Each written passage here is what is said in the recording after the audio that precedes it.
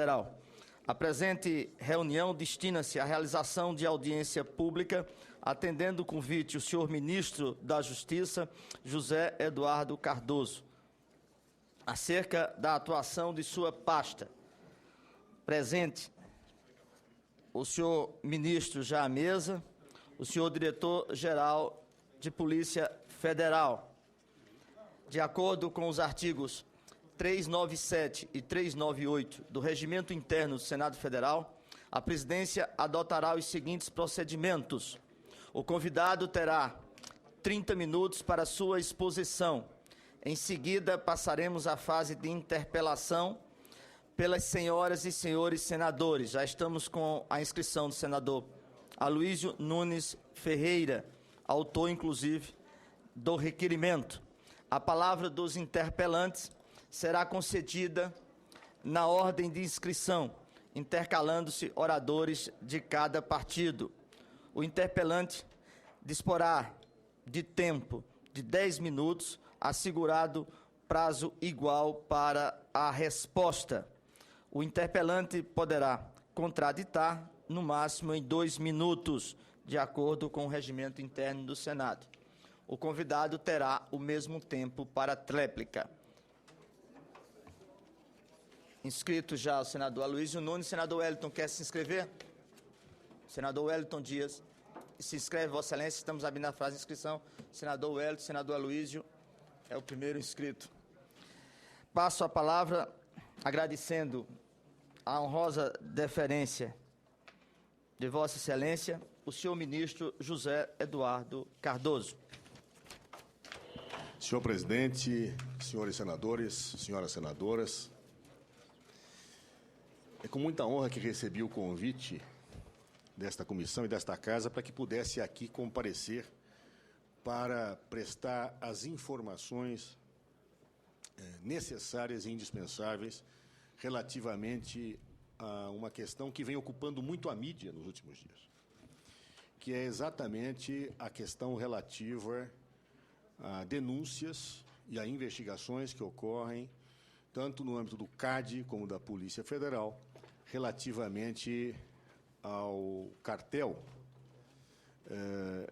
nas obras do metrô de São Paulo e do Distrito Federal.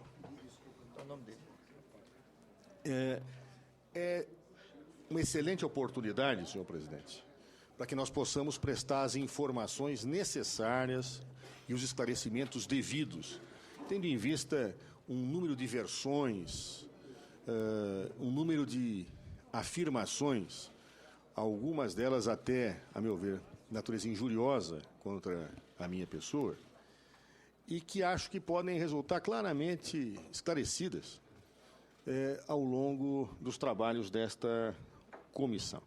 De imediato, tenho apenas que fazer uma ponderação. O inquérito da Polícia Federal corre em sigilo. Então, algumas questões que digam respeito ao conteúdo das investigações, eu não poderei, obviamente, falar. Mas aquilo que puder ser falado, ou porque não fere o sigilo, ou porque já veio a público por situações noticiadas pela imprensa, sem sombra de dúvida, eu poderei tecer os comentários que forem pertinentes. Bem, eu gostaria, se Vossa Excelência me permite, senhor presidente, fazer uma rápida narrativa em relação à denúncia que eu recebi e, para a facilidade desta comissão, já responder algumas questões que têm sido suscitadas na imprensa, sem embargo de poder repisá-las quando, eventualmente, os senhores senadores e as senhoras senadoras fizerem uso da palavra. Bem, relativamente aos fatos, é importante esclarecer que o caso que envolve a empresa Siemens não começou no Brasil, do ponto de vista de investigações e de denúncias. Nós sabemos, e a imprensa fartamente noticia isso, que a empresa Siemens, em vários países do mundo, foi e vem sendo investigada pela denúncia de formação de cartel e de suborno a autoridades públicas em diversos países. Suíça, Estados Unidos, Reino Unido, Alemanha, vários países, dentre outros, me parece que, se não me falha a memória, são 12 países, têm investigações em curso sobre este fato. Na Suíça, há já brasileiros condenados pela justiça daquele país relativamente aos fatos sob investigação. Exatamente por isso, a empresa Siemens, diante da realidade mundial, adotou uma política de compliance.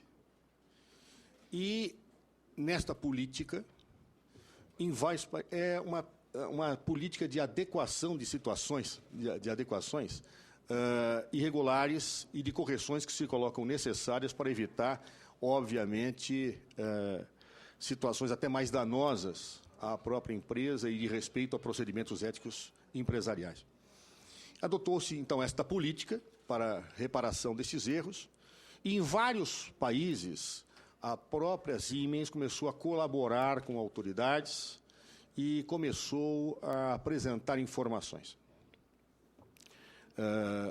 fazendo acordos nos termos da legislação de cada país para esta colaboração, substituindo dirigentes, tomando medidas nesta área. E, no Brasil, me concentro primeiro na questão do CAD, a Siemens, por iniciativa própria e de algum dos seus diretores, procurou esta autarquia do Ministério da Justiça, propondo, depois posso dar datas e todas as situações, mas vou fazer uma exposição genérica primeiro, propondo a realização de um acordo de leniência. O acordo de leniência, no âmbito do CAD, tem o significado da delação premiada no âmbito penal. A empresa reconhecia que praticou irregularidades, reconhecia que, efetivamente, agiu, no caso, na prática de cartel, e, ao negociar e passar as informações e documentos necessários à prova deste fato, pela legislação, conseguiria não ser responsabilizada pelos ilícitos que, obviamente, ela denunciara. Esse acordo foi negociado cerca de 1 ano com o CAD, e, após essa negociação, foi feita a pactuação. A partir desta pactuação, foi feita uma busca e apreensão em várias empresas relativamente a este material. Portanto, a iniciativa para a investigação do CAD se prendeu a uma política mundial da empresa e a partir da procura da própria Siemens em relação ao CAD. Quero afirmar que, além deste inquérito, que ficou notoriamente conhecido por todos, há outros procedimentos em curso no CAD também em relação à empresa Siemens. Há 2 outros procedimentos que correm com o devido sigilo imposto pela lei. No âmbito da Polícia Federal, já muito antes da procura da Siemens, em 2008, havia sido aberto um inquérito, não relativo a Siemens, mas relativo à empresa Alstom. E há, indiscutivelmente, uma conexão de fatos envolvendo esta situação da Alstom e esta situação da Siemens. Este é o contexto em que, efetivamente, se inserem os fatos que começo agora a narrar em detalhe. Bem, em maio deste ano, Sua Excelência, o deputado estadual Simão Pedro, do PT de São Paulo, entra em contato com o meu gabinete, primeiro com a minha assessoria, pedindo um encontro comigo. Disse ele que poderia ser em Brasília ou em São Paulo, quando eu lá estivesse. Uma vez que sabe o deputado Simão Pedro que eu, periodicamente, vou a São Paulo, onde reside a minha família. Ao ser informado disto, depois de alguns dias pela minha assessoria, mantive um contato telefônico com o deputado Simão Pedro, que disse que queria encontrar comigo, sem naquele momento declinar o objeto do encontro. Apenas disse que era uma conversa que ele não gostaria de fazer por telefone. Eu deixei a critério dele se ele queria vir a Brasília, ou, se preferisse, eu iria no fim de semana próximo a São Paulo. Ele me disse que preferiu, então, o fim de semana. Em princípio, o fim de semana em que nós ficamos de nos encontrar, pode haver erros nisso, porque não há um registro oficial de agenda, porque foi um encontro em São Paulo. Foi no dia 12 de maio, um domingo. Pode ter sido no dia 11, no sábado, mas na minha cabeça o encontro foi num domingo pela manhã. O deputado estadual Simão Pedro vai, então, até a minha casa e me diz o seguinte: eu há muito tempo investigo o caso do cartel em São Paulo. Já fiz várias representações ao Ministério Público Estadual. E eu gostaria de te entregar um material, uma denúncia, relativamente a estes fatos. A minha ideia de te entregar isto é porque a denúncia envolve tanto o Estado de São Paulo como o Distrito Federal nessa questão do cartel.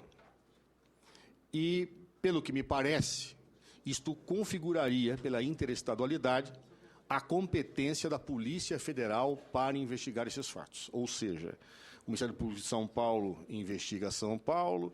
Nessa situação, havendo conexão de fatos, a Polícia Federal teria esta competência.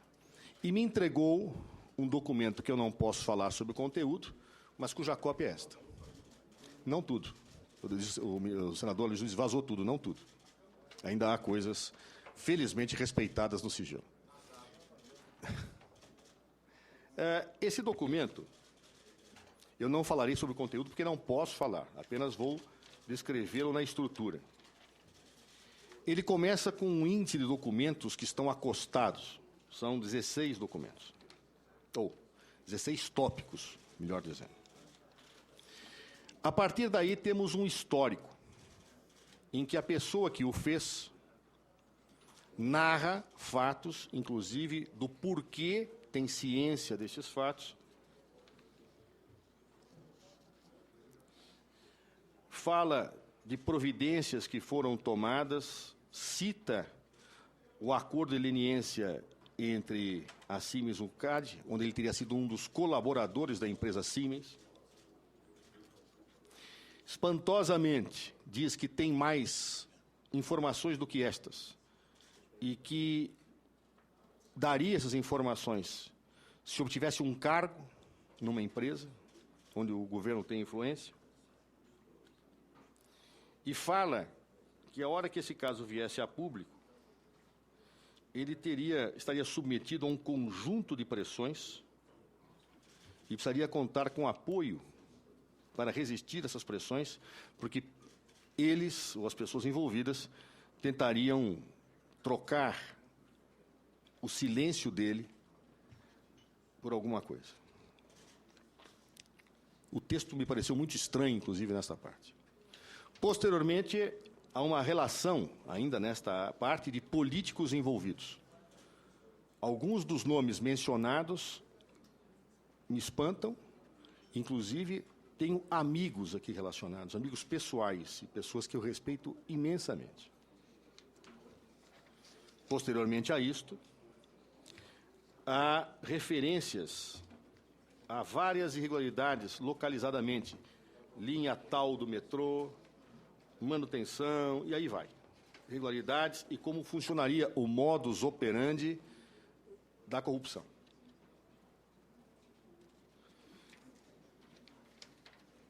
Terminado este histórico, há uma tabela de nomes com as relações que manteriam com diretores, com políticos, e sugestão de providências para buscas e apreensões na investigação. Bastante detalhado. Locais em que poderiam ser obtidos documentos, uma série de questões. Depois disso, surgem as duas cartas que já foram divulgadas e debatidas amplamente na imprensa. Uma em inglês, dirigida ao Dr. Jordan, cujo início é Dear Dr. Jordan. Essa carta fala de uma série de questões, e a esta carta se segue uma outra, não dirigida ao Dear Jordan, mas dirigida a prezados senhores. A segunda carta, ela tem vários pontos comuns com a primeira, mas mais de um terço da carta tem novos dados que se harmonizam com a parte inicial dos documentos. No final, enquanto a carta em inglês relaciona 11 anexos, a em português relaciona 6 anexos.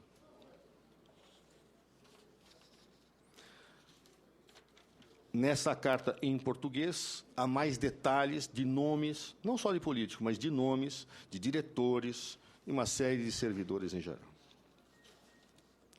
Os documentos prosseguem, tem fotos,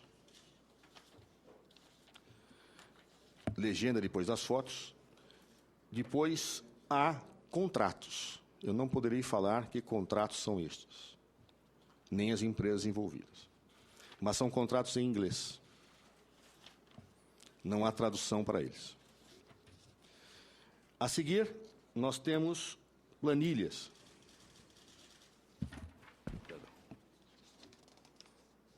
Mais contratos em inglês.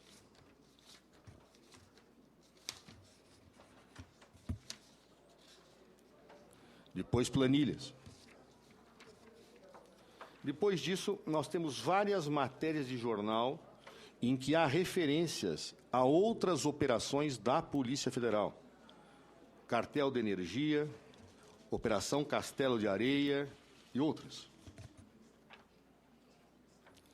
Este é o documento que recebi de Sua Excelência, o deputado estadual Simão Pedro. Quero observar que essas denúncias não vinham identificadas por nenhuma assinatura. E o deputado, cautelosamente, ao me entregar, disse: esse material eu te entrego, ele não está assinado, embora a pessoa faça referência a situações que ela tenha vivenciado na empresa, ele não está assinado.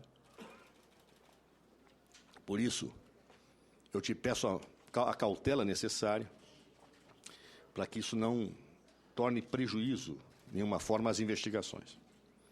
E, realmente, a cautela me parece que se impunha necessária. Vazar documentos apócrifos prejudica investigações sigilosas e, além disso, pode prejudicar a honra e a imagem de pessoas que podem ser atingidas indevidamente, antes que uma investigação se realize. Eu me comprometi com o deputado Simão Pedro que entregaria para a Polícia Federal. No primeiro despacho que tive com Sua Excelência, doutor Leandro Aiello Coimbra, entreguei em mãos, como habitualmente faço em certos casos, e já mencionarei outros, para que ele, com a devida cautela, avaliasse, primeiro, se isso aqui tinha algum sentido. Porque, se fosse algo que não tivesse nenhum sentido, ele poderia perfeitamente descartá-lo justificadamente. Se tivesse sentido, que tomasse as providências que julgasse devidas, ou com a abertura de novo inquérito, se fosse o caso e juridicamente fosse possível, pela jurisprudência dominante, ou pela juntada em inquéritos em curso, ou com investigações preliminares que pudessem legitimar outras situações que não fosse efetivamente um conjunto de documentos apócrifos. Era e é um documento com muitas informações e referências. Passei ao doutor Leandro Aiello, diretor-geral da Polícia Federal, como de praxe, encaminhou esse documento para o doutor Oslaim Santana, diretor-geral do Crime Organizado da Polícia Federal, que fez uma análise preliminar desse documento e localizou que havia inquéritos em curso que poderiam ter conexão com esses fatos e pediu o exame ao Dr. Braulio César da Silva Galoni, delegado da Polícia Federal, coordenador-geral de Polícia Fazendária. Dr. Galoni, diante de inquéritos existentes, encaminhou para as respectivas superintendências, para exame da autoridade policial responsável pelas apurações, e foi bastante cauteloso, porque no memorando, Dr. Galoni diz que encaminha para conhecimento da autoridade policial e análise quanto à pertinência de juntada àqueles autos e ou diligências investigatórias preliminares preparatórias à instauração de novo inquérito. Então, veja, ele não pede nem para abrir, mas pede para examinar e tomar as medidas cabíveis, se fosse o caso. Há um equívoco nesse encaminhamento. Dr. Braulio César da Silva Galoni diz: encaminho a Vossa Senhoria denúncia recebida via CAD. Por que disse isso? Há uma razão que facilmente explica o equívoco. Naquele período, estava se preparando a busca e apreensão do CAD a partir da delação premiada. E como normalmente o cartel em licitações ele é associado com corrupção, o CAD sempre faz um trabalho conjunto com a Polícia Federal. Porque o CAD apura cartel, a Polícia Federal, corrupção. Então, e mais, era a Polícia Federal quem faria a busca e apreensão. Então, se estava discutindo locais, situações, etc. Quando o doutor Braulio recebe essa documentação do doutor Islaim, ele justificadamente imaginou que esse era o material do CAD. E mandou para a superintendência fazendo esta menção, quando na verdade não era. Isto chega às mãos do doutor Fornaziari Júnior, que também passa a achar, até um certo momento, que isto é do CAD. Ah, está aqui. Quando isso está com o doutor Fornaziari, e vai se preparar 2 dias antes da busca e apreensão, um servidor do CAD vai fazer o ultimato, vai ultimar, os detalhes. E o doutor Fornaziari fala: esse material aqui que o CAD mandou, ele olha, esse funcionário do CAD, diz: não, isso aqui não foi do CAD. Funcionário Rubem Acioli Pires. Isso aqui não é do CAD. Falou: não é do CAD? Não. Então vamos botar isso em depoimento. E, descrevendo as operações que seriam feitas, no dia 2 de julho, portanto, muito antes de qualquer confusão, há um depoimento no inquérito do servidor da área de operações, do CAD, dizendo claramente, já eu mostro aos senhores, não posso revelar o conteúdo, mas posso ler o trecho, que não afeta em nada, dizendo: esse documento não foi encaminhado pelo CAD. E aí fica, então, obviamente, no inquérito esclarecido que não foi o CAD que mandou isso aqui. Bem, depois disso, há a busca e apreensão do CAD, a investigação prossegue normalmente, até o momento em que o jornal O Estado de São Paulo, numa matéria assinada pelo jornalista Fausto Macedo, fala de parte desses documentos e reproduz o facsímile. Eu tenho sido muito contundente quando eu tenho falado de vazamentos. Acho isto absolutamente ruim para qualquer investigação, porque prejudica a investigação. E mais que isto, pode atingir a imagem de pessoas que muitas vezes podem não ter nenhuma relação com fatos. Somente depois de uma investigação é que você pode efetivamente ter qualquer avaliação a respeito. Antes disso, não. Mas se vaza. E é muito difícil saber o vazamento, de onde vem. Ele passa por várias situações, a intervenção da Polícia Federal, do Ministério Público, do Poder Judiciário, e a Constituição guarnece, a meu ver, democraticamente, mas guarnece o sigilo da fonte para os senhores jornalistas. Então, esses vazamentos são de muito difícil apuração. Há uma orientação geral minha, para sempre que isto ocorrer, para que a Polícia Federal abra a devida apuração. Neste caso, foi reiterado que se apurasse esse vazamento. Bem, depois disso, nós começamos a ter uma grande confusão, e eu quero responder algumas perguntas previamente, sem embargo dos senhores senadores poderem fazer as perguntas que julgam devidas, mas algumas que surgiram pela imprensa. A primeira pergunta ou questão que surgiu na imprensa é: esse material foi entregue realmente ao ministro ou o ministro fez uma operação para blindar o CAD? Não pode haver nenhuma dúvida de que isso foi entregue a mim, embora não haveria nenhum problema que esse documento tivesse sido entregue ou ao CAD, ou o CAD o tivesse obtido de alguma forma na sua investigação. E se o CAD o tivesse obtido, teria que mandar para a Polícia Federal, porque aqui está se falando de corrupção, e a Polícia Federal quem investiga esses ilícitos penais. Então, se tivesse vindo do CAD, não haveria nenhum problema, absolutamente nenhum, mas não fui. E por amor à verdade, eu soltei uma nota dizendo que eu tinha recebido pela Simão Pedro. Por quê? Porque foi a verdade. Vi mais tarde algumas pessoas falando que houve um intervalo de 5 dias, que o ministro demorou para responder. Não é verdade, basta olhar os fatos. A matéria do jornalista Fausto Macedo ela é publicada numa quinta-feira. Eu li a matéria e lá falava que vinha do CAD. Pensei, puxa, o CAD também tem esse documento, deve ter entregue ele lá. Na hora do almoço, aproximadamente, quando conseguiu falar comigo, o presidente do CAD, Vinícius Carvalho, me fala: olha, está havendo uma confusão, estão dizendo que está atribuindo ao CAD um documento que não é meu. Falei: você não encaminhou aquilo? Disse: não. Falei: bom, então faça uma nota esclarecendo se você está seguro que não encaminhou. Não, estou seguro. Imediatamente liguei ao doutor Leandro. Falei: doutor Leandro, olha, está vendo um problema, a Polícia Federal está divulgando que foi o CAD que mandou esse documento, mas ele não disse que não é. Será que não está naquele material que eu lhe entreguei? Porque bate com aquilo que eu li. Ele diz: vou ver. Isso na quinta-feira, hora do almoço à tarde. O inquérito está em São Paulo, sob sigilo. Doutor Leandro fala com o superintendente de São Paulo, que contacta o delegado, que vai examinar os autos e informa o doutor Leandro. Isso na sexta-feira pela manhã. Olha, realmente não tem nada a ver com o CAD. Tem até um depoimento, tem até situações, não é, CAD. Foi encaminhado aí pela diretoria. Doutor Leandro consegue falar comigo também, mas um pouco depois da hora do almoço, não falo a memória, pouco depois do almoço. Eu, em outras atividades, peço à minha assessoria de imprensa que esclareça que fui eu que recebi e que prepare uma nota dizendo isto.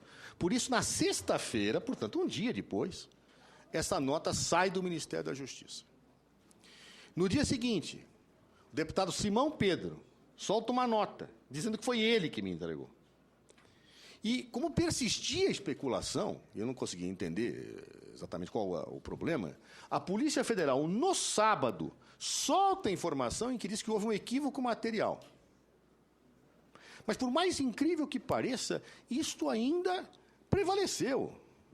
Eu vi parlamentares dizendo: não, tem 2 delegados que confirmam, mas a própria Polícia Federal já havia desmentido. E, depois, numa coletiva, eu exibi o depoimento do dia 2 de julho, que está aqui, do servidor do CAD, em que ele claramente, ao delegado Milton Fornaziari Júnior, ele depõe o senhor Rubem Ascioli Pires, no dia 2 de julho, lá na Superintendência Regional de São Paulo, em que, não vou ler todo o depoimento, porque não posso, porque fala de questões da busca e apreensão. Mas, nessa parte, o próprio interessado autorizou que lesse, e aqui não afeta o sigilo das investigações. Ele diz o seguinte: que, indagado sobre os documentos de folhas 1374 a 1463, respondeu que desconhece, nunca havia visto referidos documentos, tampouco instrui o inquérito administrativo citado. O inquérito administrativo citado é do CAD, quer dizer, não está lá. Que não tem conhecimento de que referidos documentos tenham sido encaminhados pelo CAD e à Polícia Federal. Que, inclusive, não há nenhum ofício do CAD encaminhando esses documentos. E aí vai. Ou seja, fica evidente que ninguém quis e nem haveria razão de fazer uma operação para blindar o CAD. Isso foi por mim. Então, portanto, eu não tenho nenhuma dúvida disso. Perdão, eu não tenho mesmo, mas eu acho que ninguém deve ter nenhuma dúvida acerca desses fatos. Segunda questão. Deveria o ministro da Justiça encaminhar à Polícia Federal esses documentos? Senhores, eu sou o chefe da Polícia Federal. E a legislação em vigor deixa absolutamente claro que o ministro da Justiça é que tem competência para determinar investigações em casos como esse. A Lei 10.446, de 8 de maio de 2002, em que era ministro da Justiça, professor Miguel Reale Júnior, e presidente da República, Fernando Henrique Cardoso, deixam claro o seguinte, artigo 1º.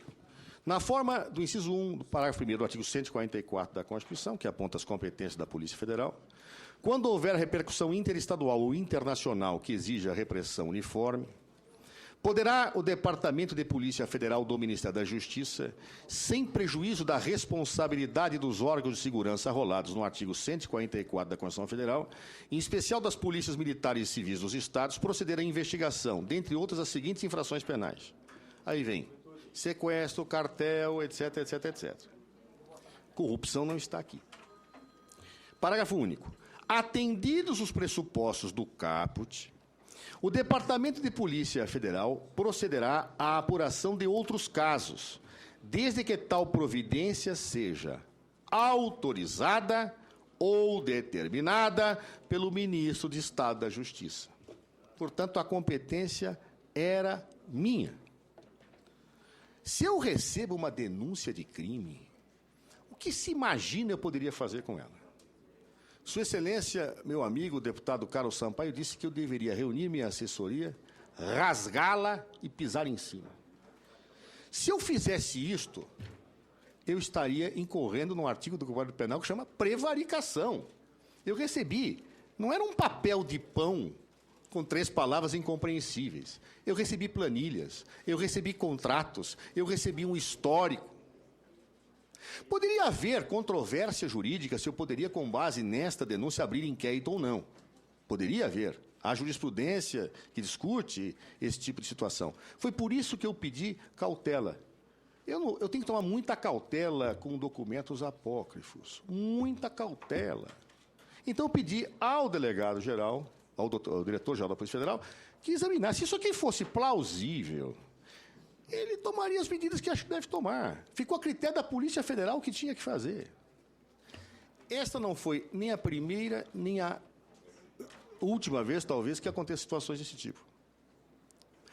Senador Mozarildo, apenas para dar um exemplo. Eu não me lembro se algumas semanas, 1 ou 2 semanas antes ou depois, eu fui procurado, também em São Paulo, por um parlamentar, que eu vou omitir o nome, que me trouxe um material que não sei se verdadeiro ou não, que nem esse, não sei se verdadeiro ou não, substantivo sobre uma organização criminosa que atua em São Paulo. Dados de contabilidade, estabelecimentos. O que fiz? No primeiro despacho, entreguei para o doutor Leandro e disse, olha, material não está assinado, as condições que me disseram que isso foi obtido foram estas, e, por favor, passe para o exame. Acham os senhores que recebendo contabilidades, endereços, nomes, fatos numa denúncia que envolvia uma organização criminosa em São Paulo, eu deveria rasgar e pisar em cima? Não. Eu mando a Polícia Federal avaliar. Se não tem procedência, a Polícia Federal descarta. Se tem, junte-se. O procedimento que eu adotei na organização criminosa foi o que eu adotei neste caso, em que pese aqui, há pessoas que eu tenho em altíssima consideração. Altíssima. Porém, não cabe ao ministro ter juízo de valor sobre as denúncias que recebe. Ele não pode dizer, nesse caso eu mando, nesse caso eu não mando. Eu tenho que cumprir a lei, porque a lei é igual para todos. Se eu recebesse algo da minha família, eu teria que fazê-lo. Ou então deixo o cargo. Deixo o cargo. Não posso nem dizer, ó, isso aqui pode ser falso, ó, o indivíduo está querendo um cargo. Não cabe a mim. Cabe à Polícia Federal investigar. E mais, investigar a autoria também. Quem foi que fez isso? Para que possa ser interrogado sobre isso, para que os fatos sejam devidamente apurados. Isso me parece, com a devida de uma obviedade total. Prossigo nas respostas às perguntas. Por que eu mandei para a Polícia Federal? E não mandei para o Ministério Público? Não mandei para o STF, como já se disse? Senhores, Primeiro, me foi pedido que mandasse a Polícia Federal. Segundo, tentando ser mais simples na análise jurídica possível, é sabido que polícia investiga, Ministério Público denuncia e juiz julga. Quando há pessoas com foro privilegiado envolvidas, no bojo da investigação criminal, do inquérito, a autoridade policial avalia, não a culpabilidade, mas se há indícios, remete para o Ministério Público, que remete para o Supremo. Fosse eu remeter para o Supremo uma denúncia anônima, seguramente eu poria sobre minha cabeça um chapéu de pateta. Eu vou primeiro verificar se isso é procedente, vou verificar primeiro a plausibilidade. Aí é a autoridade policial que vai mandar para o Ministério Público, que vai mandar para o Supremo, se achar que deve investigar as pessoas com foro privilegiado. Isso me parece de uma obviedade tão grande que, frequentemente, os próprios parlamentares, sejam deputados ou senadores, representam ou o ministro da Justiça ou a Polícia Federal para que faça a análise e a investigação de gente com foro privilegiado. Tenho vários exemplos em que senadores e deputados fizeram essa solicitação direta da Polícia Federal. Por quê? Porque é o correto, porque é o óbvio. Então, eu fico, às vezes, pasmo com uma polêmica que, a meu ver, é absolutamente fora de propósito. É evidente que eu tenho que mandar a Polícia Federal, como mando de organização criminosa, como mando de qualquer pessoa, inclusive que fosse membro da minha família. É isto que diz a lei. E o ministro da Justiça tem que cumprir a lei. Se eu não fizesse, seria acusado, obviamente, de prevaricação, caso fosse conhecido o meu procedimento algum dia. Outra questão que me parece muito importante que seja colocada.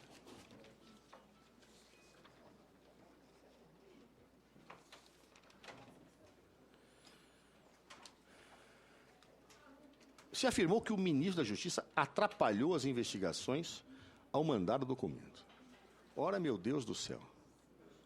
Eu mando o documento, o delegado avalia e acha correto juntar num inquérito, eu atrapalhei no quê? Fosse estranho os fatos, não houvesse uma pré-avaliação muito embrionária de plausibilidade do narrado, o delegado nem juntaria o inquérito, mas seria a decisão dele. Estão fotografando os documentos aqui. Não? Não, isso é do Senado. Então tá bom, mas mesmo do Senado, não pode. Tá bom. Então, por favor. Não é que são cegas, mas tem partes não reveladas ainda, Luiz. Senadora Luiz. Sim. E, diante desta situação, atrapalhei como? Por mandar para um delegado examinar? Só isto? Senhores, não procede. Finalmente, houve uma confusão demoníaca sobre se 2 dos anexos, não o documento principal, mas 2 dos anexos que lá estavam, que isto teria sido adulterado, que alguém adulterou. Ora, eu recebi aquele material e mandei. Quem fez? Quem deixou de fazer? Quantas mãos fizeram? Isto é um problema que a Polícia Federal vai investigar. O que eu posso dizer, e aqui entrando no mérito, porque isso foi divulgado pela imprensa e não tem problema, é que se disse que isto havia sido uma tradução mal feita, que só podia ser feita por petistas aloprados a tradução.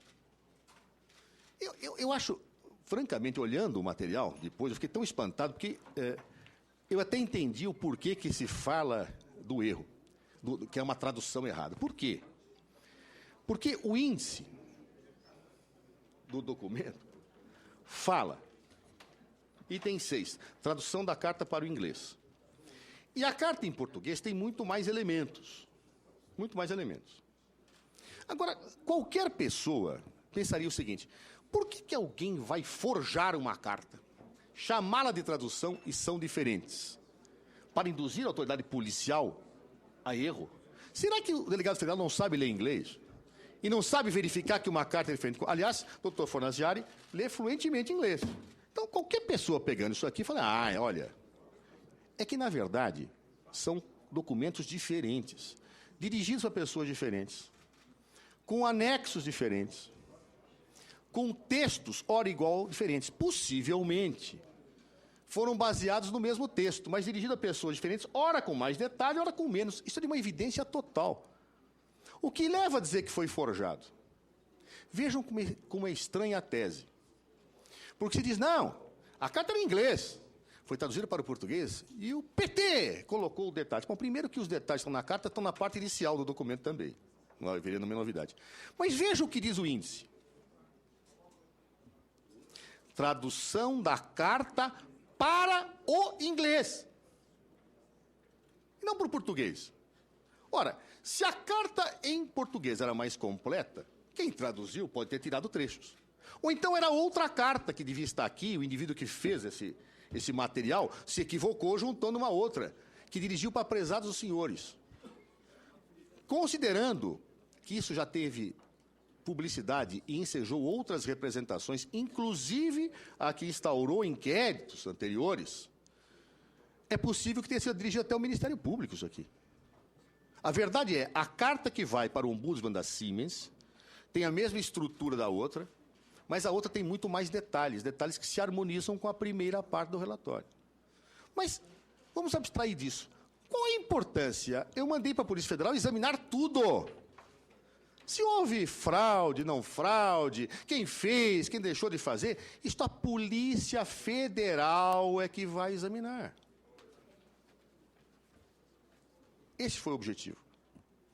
Finalmente, uma última questão que respondo por antecipação, porque vi, inclusive, o presidente nacional do PSDB, senador Aécio Neves, pessoa que respeito muito, lamentavelmente está ausente aqui hoje. Ele está ausente porque uma de suas irmãs, essa noite, teve um acidente de saúde grave. Lamento um acidente, um AVC. E ele está ao lado da sua família. Com toda razão. Com sua irmã, no Rio de Janeiro. Ele pediu até que explicasse ao presidente da comissão, que me ligou agora há pouco, explicando a circunstância mais que justificado, triste que ele está vivendo nesse momento. Mas me permite responder, e peço a Vossa Excelência, senador Luiz, que transmita a ele a minha resposta. O presidente do PSDB, numa coletiva, disse que eu, ministro da Justiça, não tenho mais condições de chefiar, de liderar, de coordenar esta investigação. Porque, acho que pelo fato de eu ter mandado o documento da Polícia Federal, não entendi direito. Mas, seja como for, o ministro da Justiça não lidera, não coordena, não comanda investigação criminal. O ministro da Justiça, pela lei, ele pode pedir a investigação, mas quem comanda, quem lidera, quem coordena é o delegado de polícia, não é nem o diretor-geral da Polícia Federal, é o delegado de polícia, que nesse caso já cuidava desse inquérito desde 2008, nem foi escolhido por ninguém, já cuidava disto. E mais, imaginar que possa haver algum tipo de interferência política na Polícia Federal para prejudicar ou para auxiliar, senhores, eu próprio já estive aqui nesta casa, quando houve uma busca e apreensão na presidência da República, no escritório de São Paulo, e os senadores foram unânimes em elogiar a isenção e a dimensão republicana com que atua a Polícia Federal. Por que nesse caso haveria de ser diferente? Apenas porque eu pedi que investigasse um conjunto de documentos que me foi entregue? Com a devida vênia, eu não consigo entender as razões desta polêmica. Apenas acho, e quero dizer francamente, que não se pode desviar a atenção do que é necessário. Cumpri meu dever, a polícia vai investigar. Se alguém tenta intimidar, obstaculizar a Polícia Federal e o CAD, percam as esperanças, são órgãos republicanos. Os policiais federais e servidores do CAD agem de maneira republicana, independentemente do partido que dirija. E cabe ao ministro da Justiça zelar para que isto ocorra e jamais engavetar denúncias. O ministro da Justiça não pode ser um engavetador de denúncias, porque engavetador geral é expressão sinônima de prevaricador geral. E não esperem de mim, seja qual for a denúncia e quais forem as pessoas envolvidas, um comportamento que seria juridicamente repreensível e eticamente deplorável.